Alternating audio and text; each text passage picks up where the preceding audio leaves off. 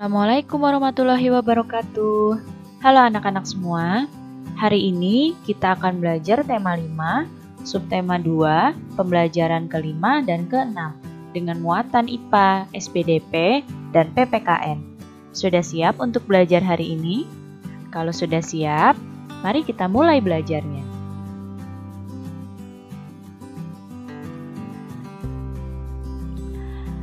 Coba perhatikan gambar yang ada di hadapan kalian. Pernahkah kamu melihat kupu-kupu sedang menghisap bunga seperti pada gambar? Wah, kalau pernah melihat, tentu akan sangat indah ya. Nah, sekarang perhatikan lagi gambar di hadapan kalian. Ya, di hadapan kalian ada gambar rantai makanan. Pada pembelajaran yang lalu, kalian telah belajar tentang rantai makanan.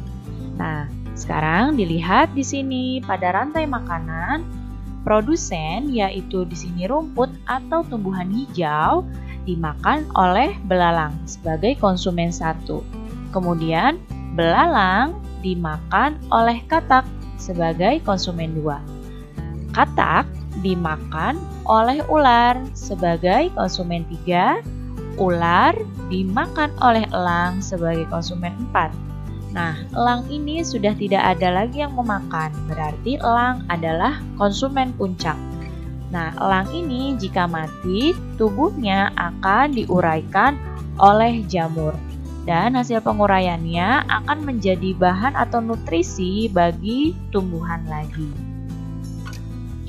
Jadi, rantai makanan ini merupakan salah satu interaksi antar makhluk hidup. Sekarang coba perhatikan gambar ini.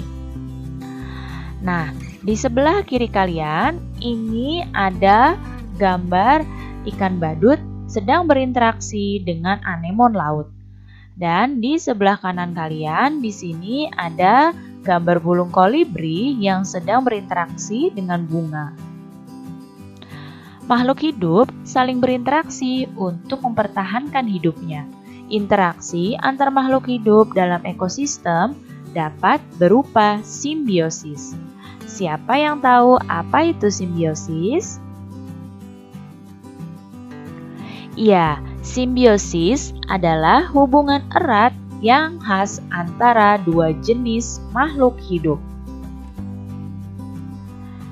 Sekarang kita akan bahas satu persatu tentang simbiosis. Simbiosis yang pertama ada simbiosis mutualisme.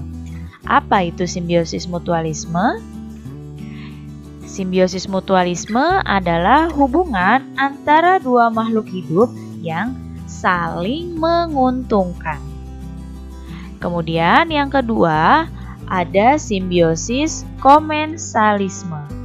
Nah, simbiosis komensalisme ini adalah hubungan antara dua makhluk hidup yang hanya menguntungkan satu pihak, sedangkan pihak lain tidak juga diuntungkan dan tidak dirugikan. Yang satu lagi yang ketiga ada simbiosis parasitisme. Nah, simbiosis parasitisme ini adalah hubungan yang hanya menguntungkan satu makhluk hidup saja dan merugikan makhluk hidup yang lainnya. Simbiosis mutualisme. Tadi, simbiosis mutualisme adalah hubungan antara dua makhluk hidup yang saling menguntungkan. Apa contohnya?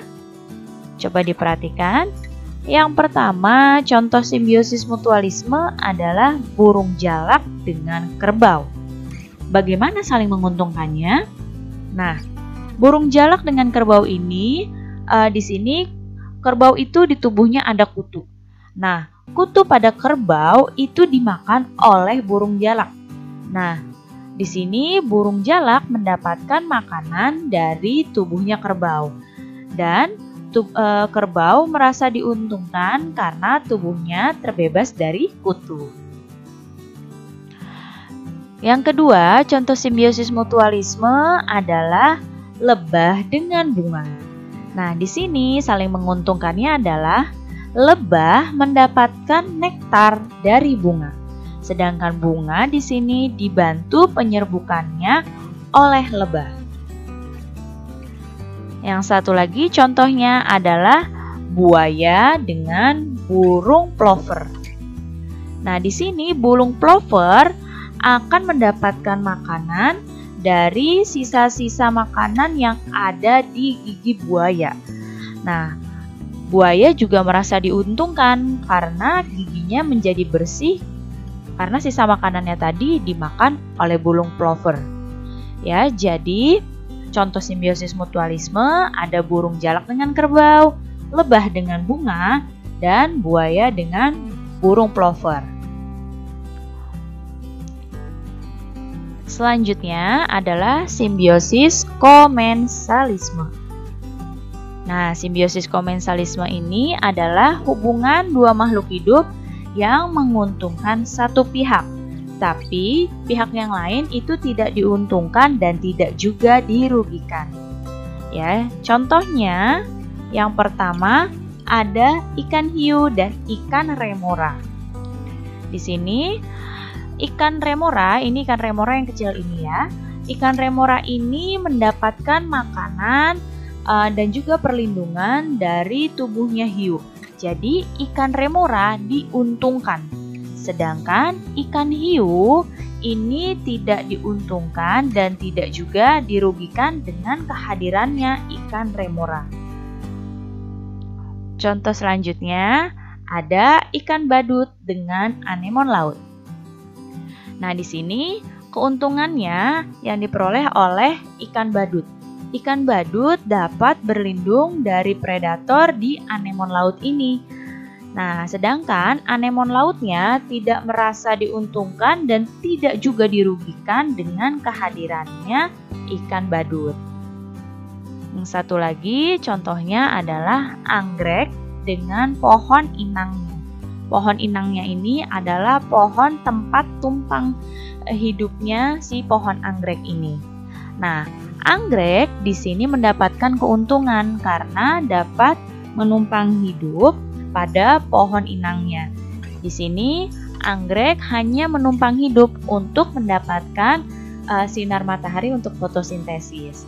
Nah, sedangkan pohon yang ditumpangi oleh anggrek tidak diuntungkan dan tidak juga dirugikan. Jadi, contoh simbiosis komensalisme ada ikan hiu dan ikan remora, ikan badut dengan anemon laut, serta anggrek dengan pohon inangnya. Yang berikutnya adalah simbiosis parasitisme. Nah, simbiosis parasitisme ini adalah simbiosis yang hanya menguntungkan satu makhluk hidup dan merugikan makhluk hidup yang lainnya. Jadi, bedanya dengan komensalisme, pada parasitisme itu yang satu diuntungkan, tapi makhluk hidup yang satunya lagi itu dirugikan. Apa contohnya? Nah, di sini contohnya ada benalu dengan pohon inangnya atau pohon yang ditumpanginya. Nah, di sini benalu adalah tumbuhan yang menumpang hidup di tumbuhan lain. Nah, akan tetapi benalu ini menumpang hidup sambil mengambil sari-sari makanan yang ada di pohon yang ditumpanginya. Nah, tentu saja pohon yang ditumpangi oleh benalu ini akan dirugikan karena sari-sari makanannya ini dihisap oleh benalu. Contoh yang berikutnya adalah ulat dengan pohon buah. Di sini ulat mendapatkan makanan dari pohon yang ada buahnya. Akan tetapi pohon dirugikan karena buah-buahannya menjadi rusak dimakan ulat. Contoh simbiosis parasitisme lagi adalah kutu dengan kucing. Nah, di sini kutu biasanya tinggal di kulitnya kucing. Nah, kutu ini mendapatkan makanan dengan menghisap darahnya kucing. Tapi kucing merasa dirugikan karena rasa gatal yang ditimbulkan oleh kutu tersebut saat menghisap darahnya kucing. Ya, jadi ini ada beberapa contoh simbiosis parasitisme.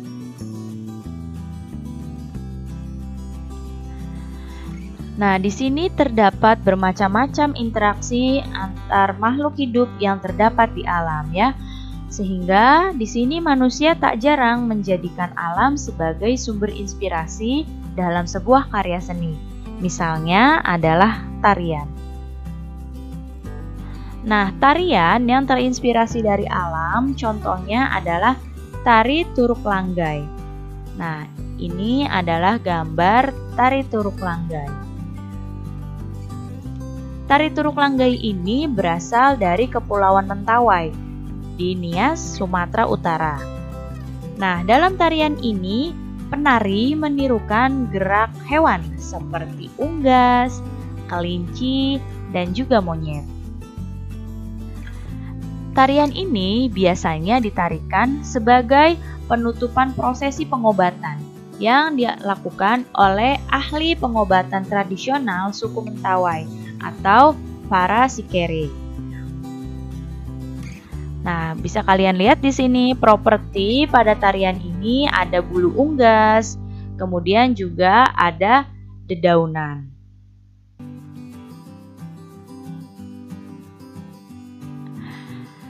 Salah satu cara untuk memupuk persatuan dan kesatuan bangsa adalah dengan mencintai dan melestarikan semua bentuk kebudayaan yang terdapat di Indonesia.